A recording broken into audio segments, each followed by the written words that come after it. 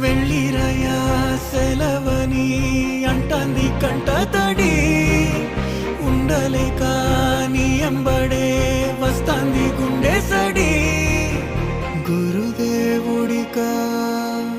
ఇంతటి శోకం వెలివేసినదా